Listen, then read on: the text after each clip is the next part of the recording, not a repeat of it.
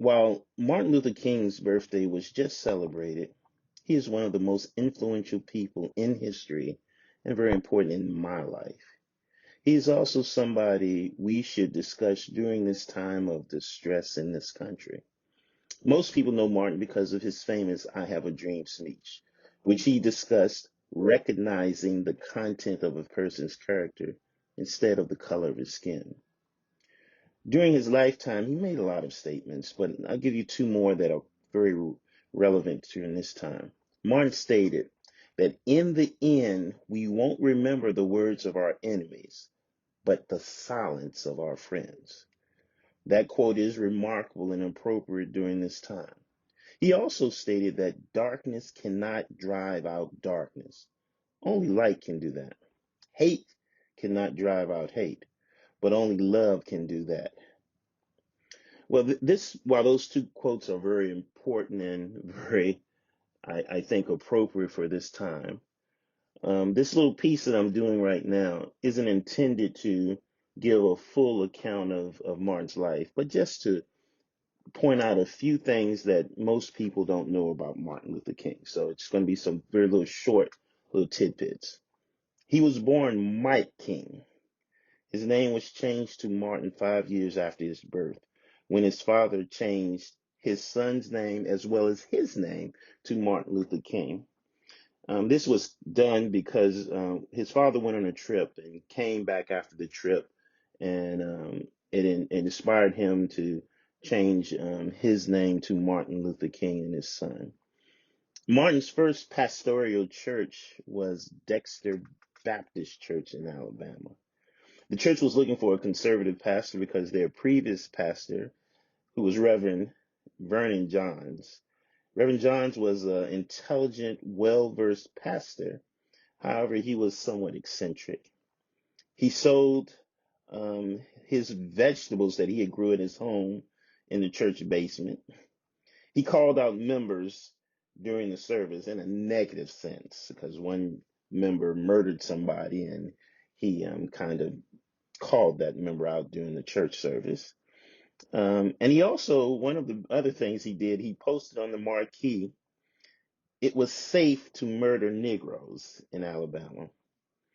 Well, after the police asked Reverend John to explain his intentions during the sermon, the that with all the other things, the church board decided they wanted someone a little more conservative as pastor of their church. So they decided to hire Martin Luther King. Martin came to Dexter and became the leader of the Montgomery bus boycott. During the boycott, blacks refused to ride the city buses for over a year because of the arrest of Rosa Parks. People walked miles to get to work and refused to ride the buses. This bus boycott led to desegregation of the bus services in Montgomery. On September the 20th, 1958, Martin was stabbed in the chest by a woman with a steel letter opener. Martin was at a book signing in New York City when this woman asked if he was Martin Luther King, and once he responded yes, she stabbed him. The knife was so close to his aorta, the doctor stated that if he had sneezed, he might have died. During the famous I Have a Dream speech in Washington, D.C. in 1963, his original text did not include anything about the dream. Singer Mahalia Jackson, who was on the podium with him, implored Martin to tell the world about his dream. So Martin, after about halfway after his near the end of his original text, he told the world about his dream. Now let me set the scene for you. This is the night before Martin was murdered in Memphis. It was raining. He wasn't feeling well. He was scheduled to preach at a church that night. He considered not speaking because he didn't feel well, but he decided to go. I'm going to let you hear a few words from that last night he was on this earth. The next voice you'll hear is Dr. Martin Luther King. While sitting there autographing books, the minute black woman came up, the only question I heard from her was, "You, Martin Luther King?" And I was looking down writing, and I said, "Yes." The next minute, I felt something beating on my chest. Before I knew it, I had been stabbed by this demented woman. I was rushed to Harlem Hospital. It was a dark Saturday afternoon. That blade had gone through, and the x-rays revealed that the tip of the blade was on the edge of my aorta, the main artery. And once that's punctured, you're drowned in your own blood. That's the end of you. It came out in the New York Times the next morning that if I had merely sneezed, I would have died.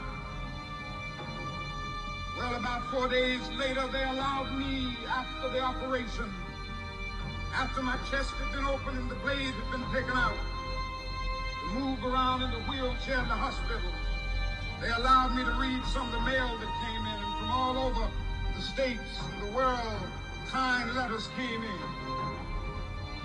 I read a few, but one of them I will never forget.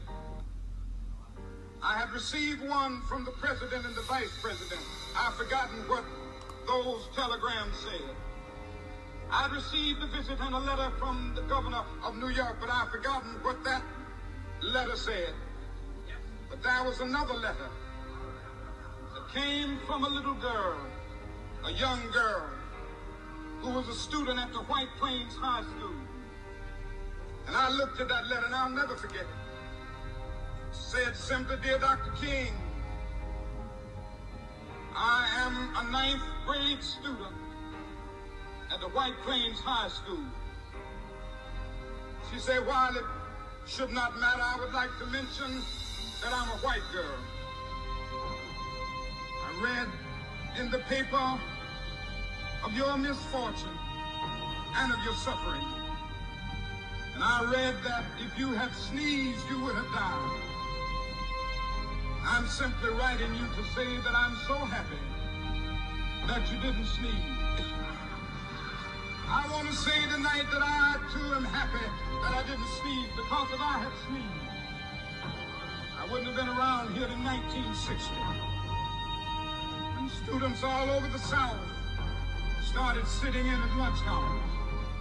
And I knew that as they were sitting in, they were really standing up for the best in the American dream, and taking the whole nation back to those great wells of democracy, which were dug deep by the founding fathers in the Declaration of Independence and the Constitution. If I had sneezed, I wouldn't have been around here in 1962. The Negroes in Albany, Georgia, decided to straighten their backs up. And whenever men and women straighten their backs up, they are going somewhere, because a man can't ride your back unless it is bent. If I had sneezed, I wouldn't have been here in 1963. Black people of Birmingham, Alabama, roused the conscience of this nation, brought into being the Civil Rights Bill. If I had sneezed, I wouldn't have had a chance later that year in August to try to tell America about a dream that I had had. If I had sneezed,